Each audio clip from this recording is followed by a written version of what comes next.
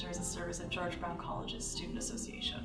It's a place where GBC students who care about social justice can come together and support each other, share ideas, socialize, and raise awareness of issues within their communities. I asked Michelle Pettis, the coordinator of the Community Action Center, to talk about their work through the lens of mental health, and this is what they told me. The Community Action Center is a hub for 5 different equity student groups. Currently those equity groups are the Aboriginal Students Group, the Disability Students Group, the International Students Group, LGBTQ Students Group, and the Women and Trans Students Group. And so them collectively and independently work on programming, service delivery, and supports for students within those communities. And then they work very closely alongside a campaigns team. So the Community Action Center is also home to a team of social justice advocates, taking the issues as identified by students and mapping out actions or ways to support and mobilize their passions towards equity and social change. So very much a hub for social justice lovers and equity seekers. It's different than the academic setting where it's all about like sort of getting ahead and achieving. Here it's less about getting ahead and just about getting together. So the chance for people to connect with peers and both and rallying around like-mindedness and share experiences and tell your stories, and that there's power in that storytelling. And at the same time, it's also a place for people to experience difference and hear of different challenges and different experiences and sort of piece those connections together as peers. So it gives people a chance to build relationships and build community in multiple ways. It also helps people access things they might not necessarily know where to access otherwise. So we have a wealth of sexual health supplies, a variety of condoms, dental dams, receptive condoms, lubes, gloves, and where there's not that available at the college level, a place for people to access those judgment-free, no questions asked. And it's just fun things like buttons, the joy of creating and getting creative. And so button making, sticker making, poster making, whipping out a coloring book and talking anti-racism at the same time. So just this alternate way to experience hands-on experiences of joy and resilience and celebration.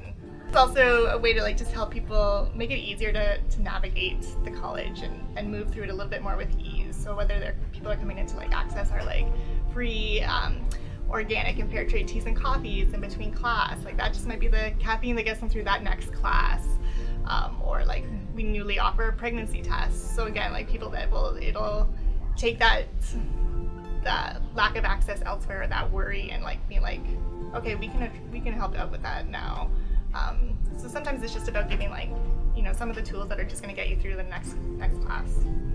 It's really important to have a space that is sort of revolved around being who you are and authentically who you are, and just a space to hang out and chill out and be alone if you want to be alone, or talk to people if you want to talk to people, to access resources and services. They give students a safe place where they can relax, they can get snacks, guidance, advice, and just an overall safe haven where people can feel safe and oppression-free. I think a very bounding concept into what does mental health look like is the sense that everybody has value and that we all benefit when everyone gets to participate and move through the world in ways that work for them. What I really appreciate about the Community Action Center as an alternative space is that it is very much a place for people to experiment with their identities. So we do get to we have the privilege of seeing students who are trying out a new gender, trying out a new name, sort of growing into themselves, and sadly knowing that when they go back to their family, that's not the identity they get to live. We know that the suicide rates of marginalized communities are much higher. Student dropout rates, access to education in the first place is so much harder when you're in a marginalized community. So I think that's the difference, where here it's no, you're at the center, you're our priority. Looking at what are the root causes that cause those high rates of depression and suicide amongst marginalized students, and let's get to the root of the injustice, and especially through the campaigns team, looking at both socially how to break that social isolation, but also how to dismantle the system that creates those barriers in the first place.